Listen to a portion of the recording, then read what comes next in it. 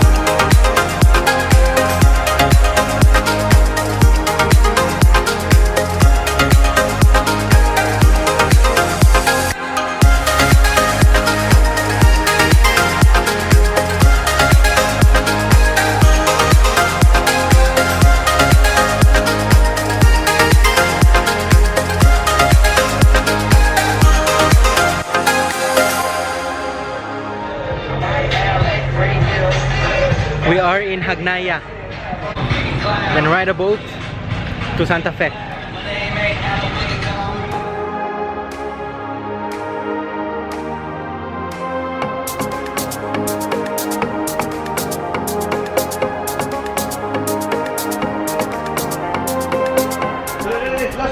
We reached the 11:30 flight.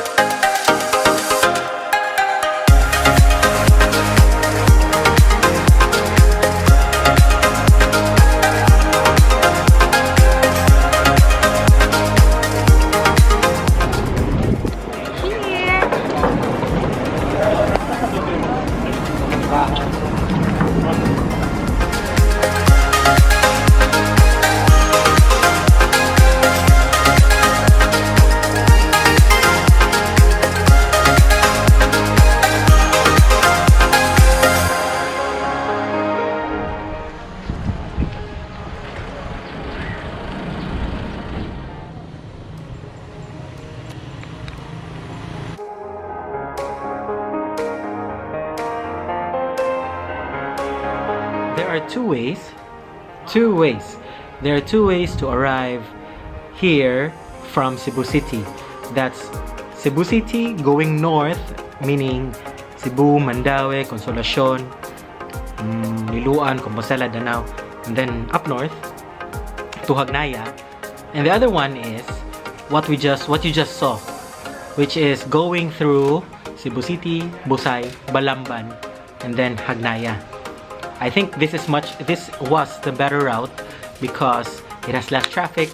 The scenery was nicer. The wind was cooler. And then, upon arrival in Hagnaya, we rode on the barge, the 11:30 barge, at 185 pesos per head. Upon arrival here, we got into a motorcycle. For the first time. I drove a motorcycle. Good thing it was automatic. And this girl, she was scared, as I am. Congratulations to us, we survived. We just arrived at the villas of Santa Fe Resort and Residences. This is the model unit. And this is the place where we will be staying in tonight. Behind me is still a bare land, but this is the proposed location of the condominiums, where there will be 7-Elevens, a shopping mall, a grocery stop, grocery shop, pharmacy, at the ground floor of the said condominium.